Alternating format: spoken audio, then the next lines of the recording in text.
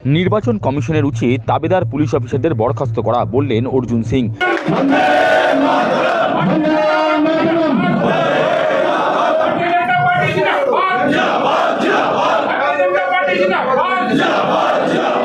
নির্বাচন ঘোষণা হতেই রাজ্যের নিয়ন্ত্রণ চলে যায় নির্বাচন কমিশনের হাতে।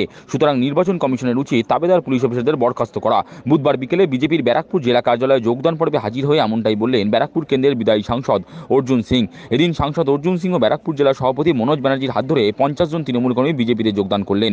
প্রসঙ্গত, তৃণমূলের সর্বভারতীয় সাধারণ সম্পাদক অভিষেক বন্দ্যোপাধ্যায় বলেছেন, এমনভাবে ভোট করুন যাতে রেজাল্ট বেরোলে পদ্ম ফুল চোখে সর্ষে ফুল দেখে।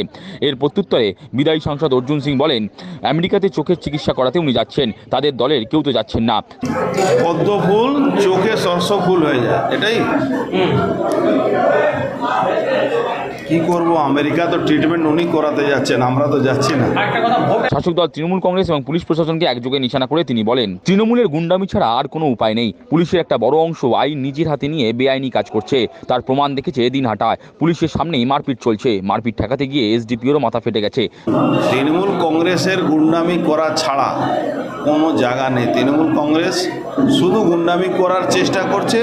ইলেকশন কমিশনকে আমরা বারবার জানাচ্ছি, এই লোকাল পুলিশ একটা বড় অংশ যেভাবে মানে আইনটাকে নিজের হাতে নিয়ে বেআইনি কাজ করছে, এর প্রমাণ আপনারা কালকে ওখানে দেখেছেন কোচবিহারে আর দিনহাটাতে।